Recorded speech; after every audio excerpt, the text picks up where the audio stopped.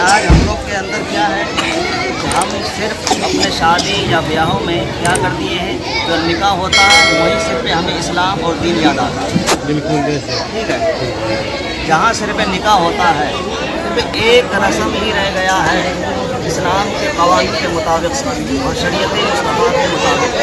बाकी जितने भी हमारे खुराफात हैं वो सब जो है शैतानी या काफिरों या मुशरिकों जैसे हमारी आदत हो चुकी है।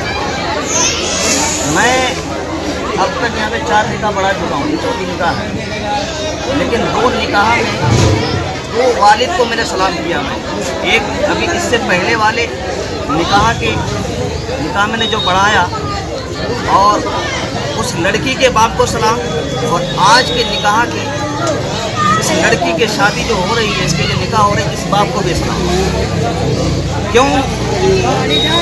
वो निकाह हमने पहले पढ़ा, लड़कों के बापों को ना लड़कों को सलाम करा। वो दीन इस्लाम के मुताबिक अपने लड़कों की ज़िंदगी ने शुरुआत किया। जो अपने लड़कों की ज़िंदगी जब उनका ईमान मुकम्मल हो रहा है, वो शैतानी रस्में यहूदी और नसरानियों की आदत और उनके मज़हब के मुताबिक जो अपने शादी ब्याह करे, क्या वो शादी कभी सक्सेसफुल हो सकता है? नहीं हो सकता है ना। ये डीजे बजाना किसकी सुन्नत है? क्या किसी नबी की सुन्नत है, या किसी सहाबा की सुन्नत है, या किसी अंबिया ने अपने बच्चों की या खुद की शादी में या किसी आलिम दीन के शादी में उनके निकाह में डीजे बजा है? तो फिर आज आप लोग क्यों बजा के लेके? नहीं बताओ। आज आपकी 5,000 रुपये जो मेहरबाना 5,000 देने में आपके साथ अटक रहे हैं। 5,000 के ये तो नगद होना चाहिए ना।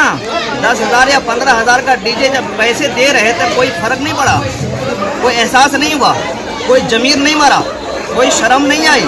पर 5,000 की मेहर जब बांधा गया तो ये भी उधार, और निकाह के बाद जब इमाम मांगे, काजी मांगे 5500 रुपये दो, तो ऐसे लगेंगे मलिकुल मौत उनके रूबरू खड़े हैं सांस को लेने के लिए। आज ये हाल है। और मांग लिया जाए 1100 रुपये मस्जिद के लिए दो, तो डबल मलिकुल मौत आकर के खड़े हो जाए। क्यों?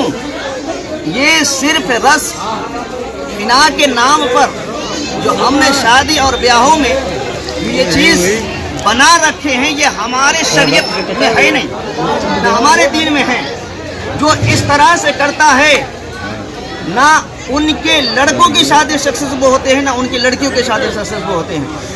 और आज अगर इलाहाबाद हाई कोर्ट से लेकर के सुप्रीम कोर्ट तक कहीं पे चले जाएं, कहीं पे भी चले जाएं, आज अगर मुसलमानों की सबसे ज़्यादा अगर केस और मुकदमे चल रहे हैं, वो सिर्फ तलाक, किसी के घर खराब, किसी के लड़की किसी के लड़के को छोड़ के भाग गए, कोई 2 महीना में, कोई 6 महीना में, कोई 1 साल में, कोई 2 साल में।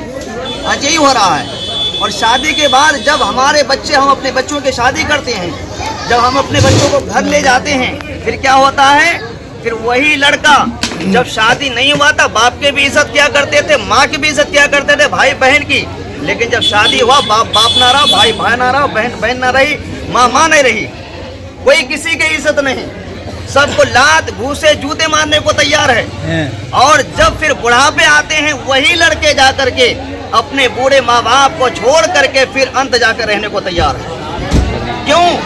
क्योंकि जब तुमने उनके ईमान मुकम्मल कर रहे थे, जब उनके एक दूसरे में हलाल कर रहे थे, एक दूसरे का मिलना उन पर हलाल हो जाता, जिस वक्त उनके ईमान को मजबूती दिला रहे थे, उनके ईमान पर जान डाला जा रहे थे, उस वक्त तुमने खुराफात कर रखी।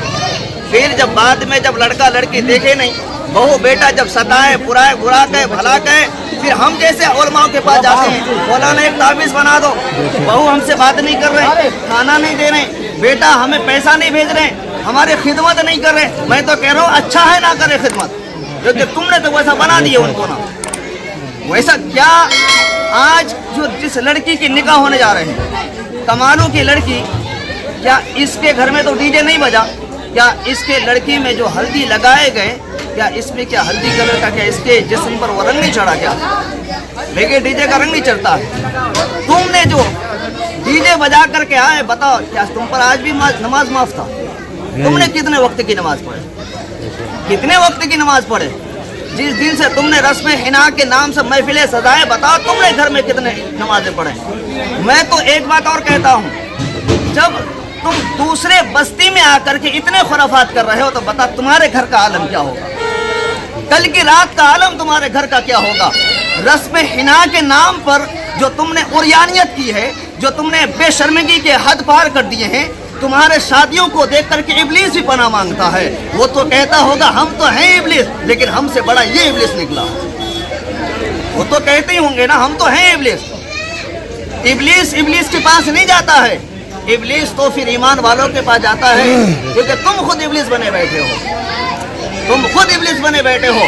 तुम्हारे शादियों में हो या तुम्हारे वैसे जिंदगी हो, तुम अपने जिंदगी को दिखाओ और शरीयत मुस्तफ़ा को एक करके दिखाओ, तो दोनों को मिलाओ, आसमान और जमीन का फर्क आपको नजर आएगा। आसमान जमीन का फर्क नजर आएगा।